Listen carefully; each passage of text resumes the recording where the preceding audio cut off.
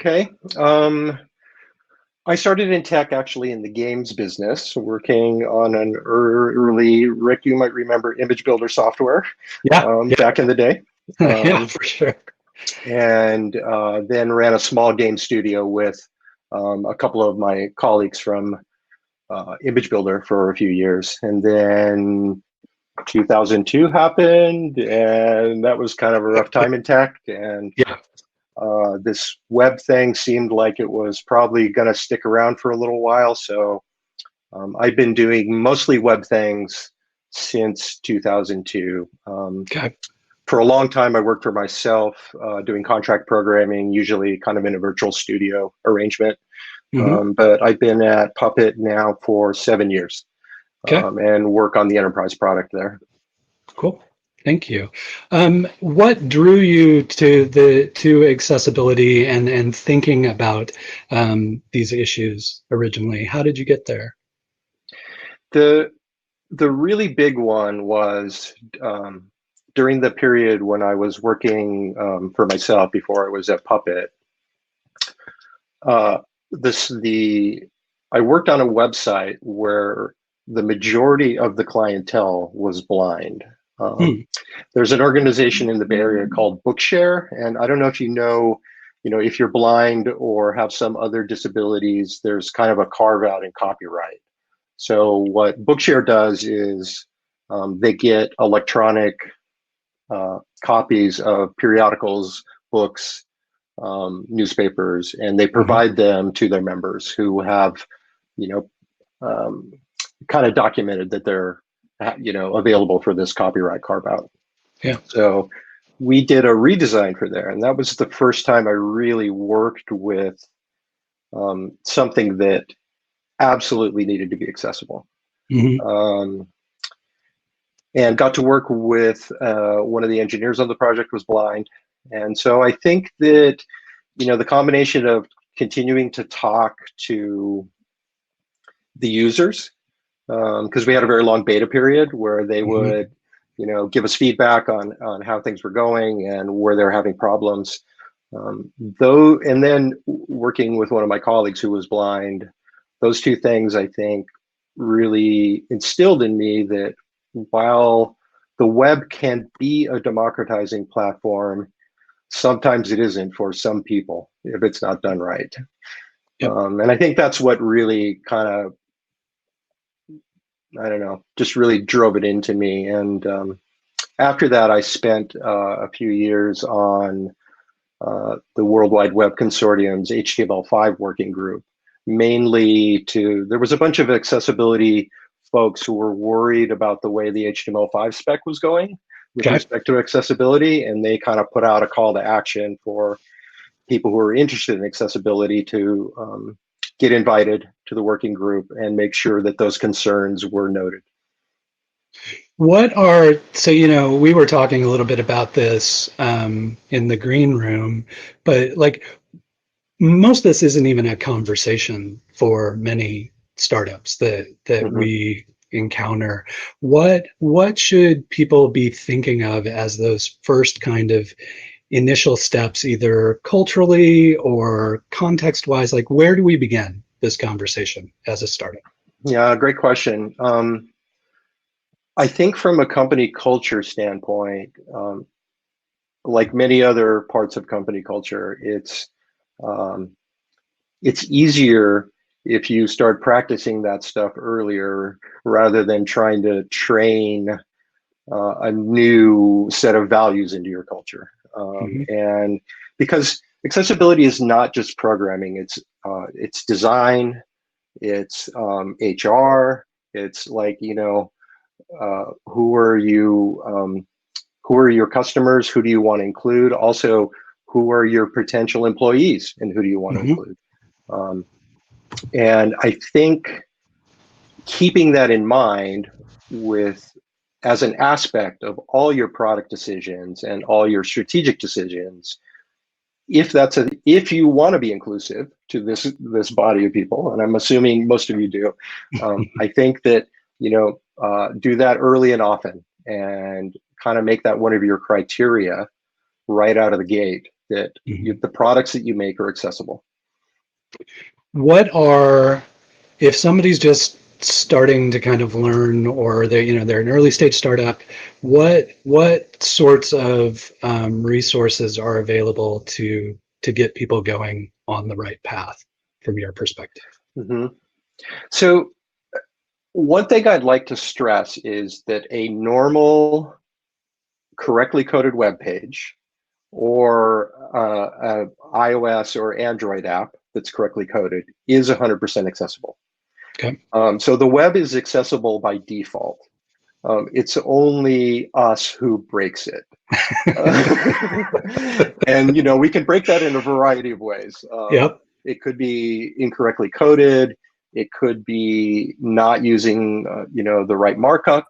Hmm. It could be some fancy JavaScript widget that is replacing a standard HTML form element, Hmm. and it doesn't expose all the right roles and names and things for a screen reader. So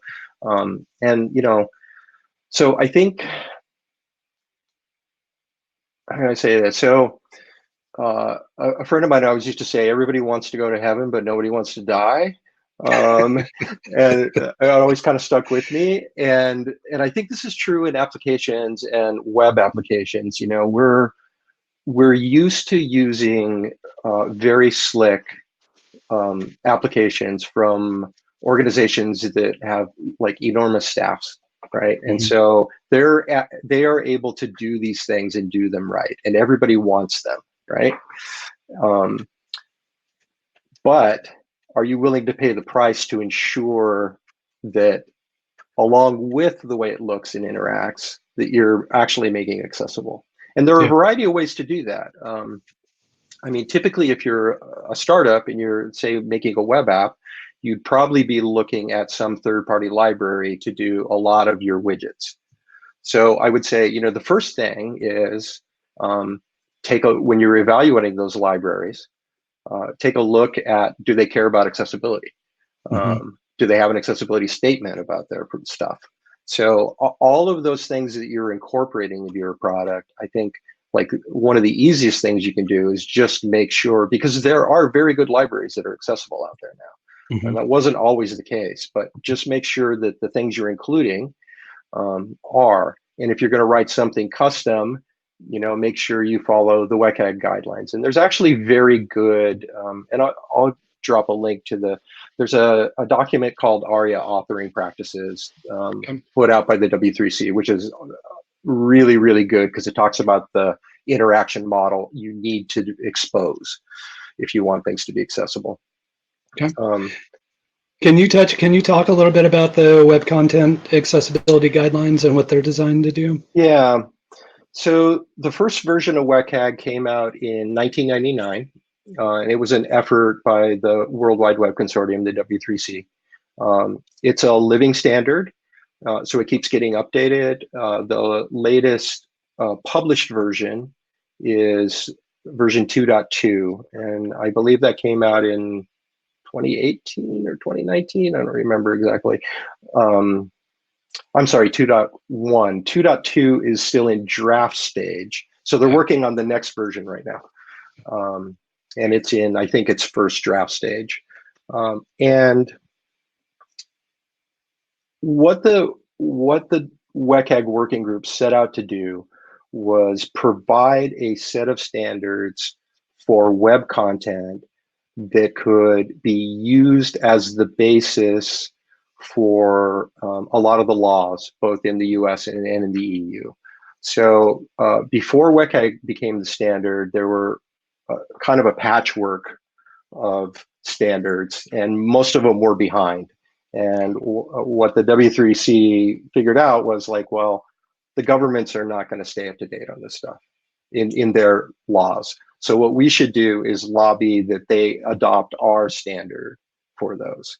So it is both a guideline for developers and also kind of backs up what is deemed accessible by most of the accessibility laws, like certainly Section 508 of the Rehabilitation Act now points to WCAG. The Mhm. EU laws point to WCAG as the standard. Okay. So it's a fairly long list. The docs have gotten better over time. I know they could be a little dense and unapproachable, but they are getting better. That's great. Thank you. Um, you touched on it, and I didn't want to lose it. Maybe could you just give just like a basic overview of some of the different types of uh, tools that people use to make applications or websites more accessible? Like you mentioned the screen reader. Like what other things are playing with the code you're developing to make things more accessible for folks? Are you talking about in terms of like evaluating if something is accessible, like me as a developer, or? I would love to hear more on that. I think where I was going was more as a blind Uh-huh, end user, like what types of tools am I gotcha. using to access a website or product? Yeah, so it's important to remember that like legally blind, and most people who are legally blind, it covers a pretty wide range of vision. Everything from I need the letters blown up to 1 inch to be able to see them, Hmm. and those people might use a screen magnifier, Okay. right, to blow things up to an extreme level where they can actually read them. Or if they really have no vision, they will probably either use a screen reader um, or a braille reader. Okay. I think braille readers are a little less common than screen readers these days, especially with mobile devices and things like that. So, but I would say those are the three main ones. There's also dictation Okay. software, that can control like Dragon, I believe, is probably the biggest one, and Yep. you know, and it's not just blind people who it's people with motor problems, Yep. or someone who can't use a mouse, or right. So there's a kind of wide variety of um, and levels of disability, Yep. and so kind of accounting for all of those, everything from colorblind, okay, don't use red green, to like, Hmm. all right, this needs to work with a screen reader. Yep. Yeah, and I think that's one that is a great example. I mean, on the platform we're using currently for this event, there are some functions that are only mouse accessible. Hmm. There's not a keyboard quick key that enables people. So even that can be a certain barrier to accessibility for folks, right? Yep. Yeah. Yeah, I recommend if you're working on an app, go ahead and disconnect your mouse Hmm. and see if you can use it. For instance, that's a really great way to just get a quick feel. Can I actually accomplish the tasks in this application without my mouse? Yeah. Well, and what other tools are available, as we touched on, to developers? Like, how do we test whether what we're building is as accessible as it should be? So I would say there's kind of two main categories of testing. There are a bunch of automated tools that are good for catching kind of the basic things, and I would kind of almost classify those as linters. They will point out problems in the code, like this label is not associated with a form, or this image doesn't have alternative text, Hmm. or things like that. So those things can be well tested with automated tools, and there's a variety of them, anywhere from browser plugins to things that can run in CI. Hmm. Um, uh, then the difficult things to test, and this is where I think you actually really need a human tester, is the interactions, um, because you just can't have like automated testing of that that's effective. Hmm. You really need to try it out with a screen reader, Hmm. um, and see if it makes sense and you can use it. There's really no substitute for that. And Okay. I mean, ideally, you try it out with an experienced screen reader user. Mhm. And that's the other thing.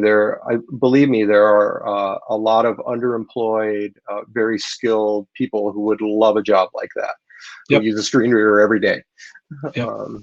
And I mean, that is, I think, a less talked about but super important part of accessibility is like, Mhm.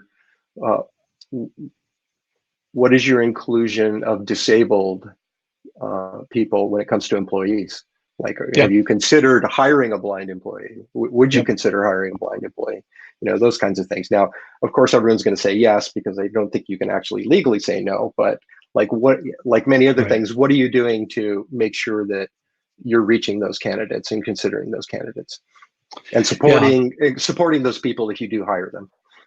Well, and I think what I'm hearing that I want to make sure isn't lost is this isn't just something that happens at the end of the process or during the QA process. Like, this is part and parcel of the entire software development process, and should be part of Yeah. that. Um, people are submitting questions. Thank you so much. Make sure and upvote the questions that you like or submit your own. And we're going to jump right to those. But I wanted to touch on one last thing before I let Steve get to your questions. We were chatting a little bit about, and you just touched on it as well, the intentionality with which we have to do this work, like any other cultural work that needs to be done within a startup. And you were mentioning that one of the leading organizations around this work, the ADA, recently turned 30. Did you want to talk a little bit about the ADA and the work they've done? Yeah, so I probably could have been a little more precise. That's the Americans with Disability Act that just turned 30. So it Oh, was got it, got it. it was like one of the first big laws about accessibility, and it Mm-hmm. just turned 30. So this seemed timely.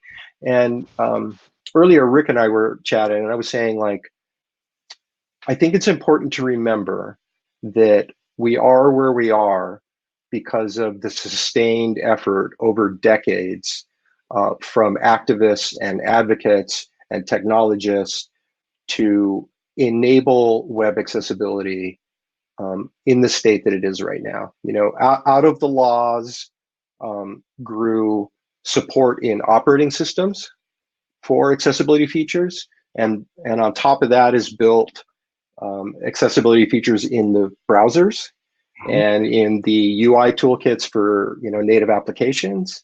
And then so there's like this mountain of effort that's gone on over decades, and your app is like here. It's like that little tip of the pyramid. So while it can seem hard, I think it's important to remember that, like, your effort is built on all of that previous work.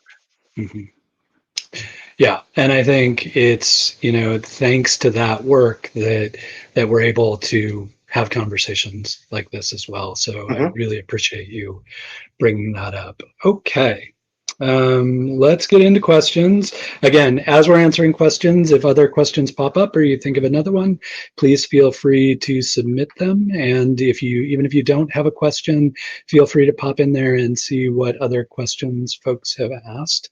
The one at the top of the queue right now says, and this is from John, I'm designing an app for people with migraine and chronic headache pain.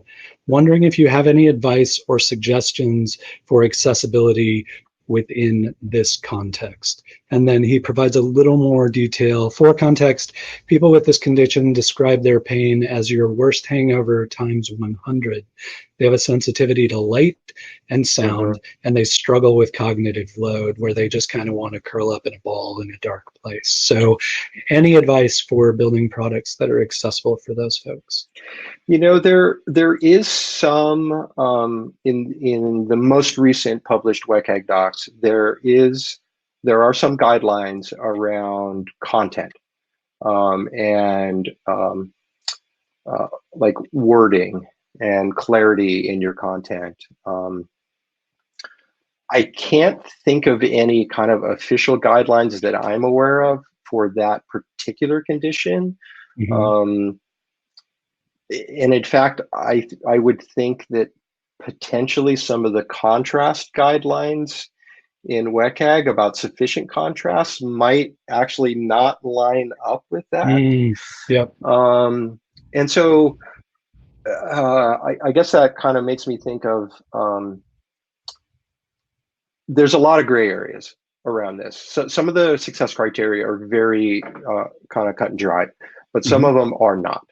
And you obviously have to consider your user base, you're primarily. So sometimes I think it's appropriate to, if you've gotten, let's say you've gotten feedback from your users with migraines that like this contrast is too high, you might knock that down. I don't know. Yep. Yeah, and me just like brainstorming, this might be a voice-driven application as opposed to a visually driven app. I mean, I would think through ways that you might be able to deliver the functionality you want to deliver for the end user, but it might not be a typical web-based software app. And I would say, make sure to keep the, and I have no idea what this application is like, but, make sure to keep the steps in any sort of process small and concise, probably would be, a good thing. I don't know. Yeah, I don't know. I don't know how, I'm afraid I don't have a whole lot more for that particular crowd. That's a good answer though. Next, I would love a reply to the question of where can I find resources to review how accessible my app or website is? And we touched on this a little bit, but maybe dive just a little bit deeper there. Like we also didn't get a chance to talk about the voluntary product accessibility template. So that might be a spot for that as well. Yeah. So I would say like probably the easiest step you can do is there's a number of accessibility plugins for browsers, and most of the browsers even have some accessibility checking built right into the developer tools. Like Axe makes a good one for Chrome and Firefox, and there are built-in tools in both Firefox and Chrome for doing that. And they will expose, like I said, a lot of those kind of linting level technical issues. If you want to test your app, and testing the full WCAG, going through the full WCAG checklist and testing is a fairly large effort. I will, I'm not going to kid anybody about it, especially if you're not familiar with the docs and have to read the explanations of everything. But you can do a lot, like I said, with just unplug your mouse. Can you use it? If you really want to try it, pretty much every modern OS has a built-in screen reader. It's VoiceOver on Mac OS or iOS and Narrator on Windows. And you can turn that on and turn your monitor off and see what you can do. These are obviously not extensive testing. And I think if you're, and this is where the VPAT comes in. So that if your customers are or could be government agencies, EDUs, potentially contractors for the government, they are probably subject to Section 508 of the Rehabilitation Act. And that is, in that case, one of the things they will probably ask you when they're evaluating your product is, do you have a VPAT? And that is a kind of formalized statement that you produce that kind of says how accessible your product is through the WCAG checklist, as it were. So that's what a VPAT is. If anybody ever asks you for a VPAT, I probably wouldn't try preparing one of those on your own if you've never done it before. It's probably good to hire someone or contract with someone who is familiar with the process, at least for the first time, I would say. Thank you. Another question from John. Thank you, Anne, for that question. Really appreciate it. I've noticed that a lot of popular apps have text or design patterns that don't meet the web content accessibility guidelines when it comes to text contrast. For example, an iOS app might have tiny gray text on a lighter gray background. How strictly should one adhere to the web content accessibility contrast guidelines when some of the biggest apps don't, or kind of toe the line? I think that's a call everyone needs to make. And I think that the constraints of the guidelines are actually not any barrier to having good looking apps. And I also know there's some trends in design that are contrary to that. The whole low contrast thing is definitely one of them.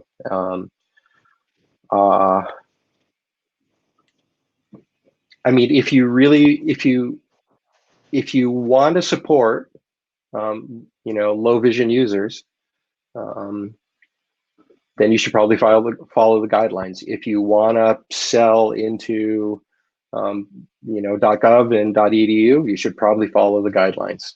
But obviously, that's a call everyone needs to make. Thank you. Okay, that gets us through our question queue. And thanks again, John, for those questions. We really appreciate it. Steve, since we've gathered folks here today, this is where we kind of turn the tables a little bit. We, as a community, how can we as a community be helpful to you? What should we be doing or could we be doing to be helpful? Make your apps accessible. Like, seriously. I saw that coming. Make your apps accessible. Make sure that your workplace would be accommodating of disabled people. Mm-hmm. Make sure you're reaching out to and considering, and if hiring, supporting disabled employees. That is kind of one of the number one complaints in the accessibility community. Is like, cool, I have an accessible app, but can I get a job? But that also ties in, because maybe your app will be used somewhere at some other business, and if it's not accessible, then someone with motor control problems or someone who's blind could maybe not do that job. So I would say just consider that in your decisions about your products. Okay. And there was one more that just popped in, and not to put you on the spot, so you feel free to say you don't have any, but do you have any examples of apps or sites that are 100% compliant and also beautiful or well designed? Well, beautiful, I think, is subjective a little bit. Older, yes.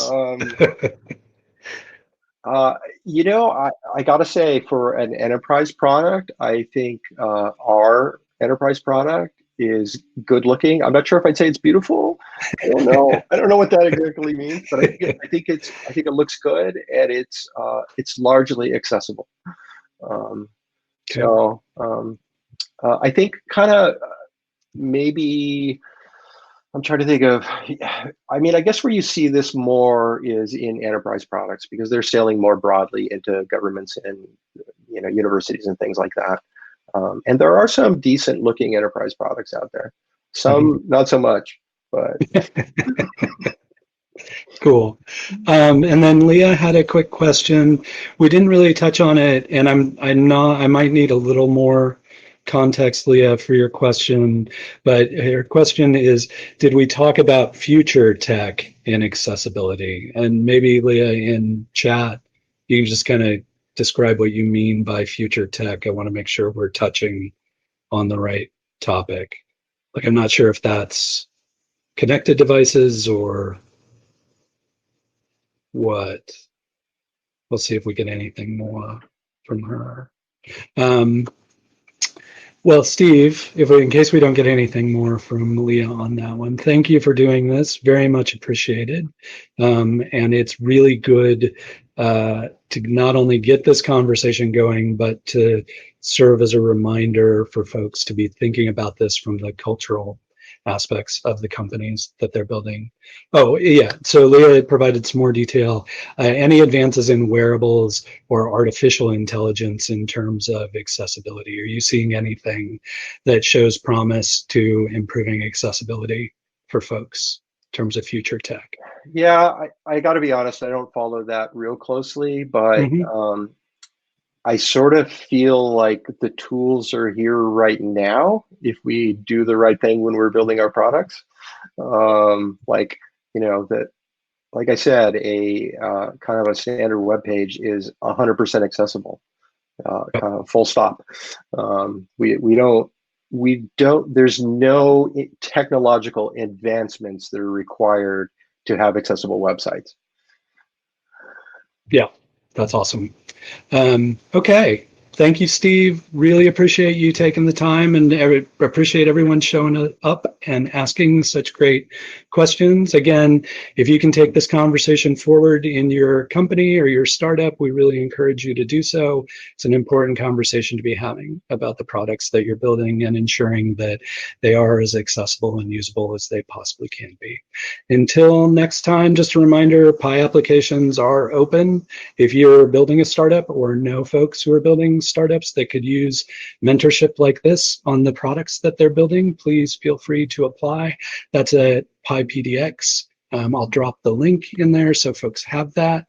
And those applications close on August 9th. Those are for software products, hardware products, and then we also do consumer products, so traditional food and beverage and that kind of thing. Okay, folks, thank you so much for your time. Thanks again, Steve, and we will talk to you all soon. See you later. Thanks everyone.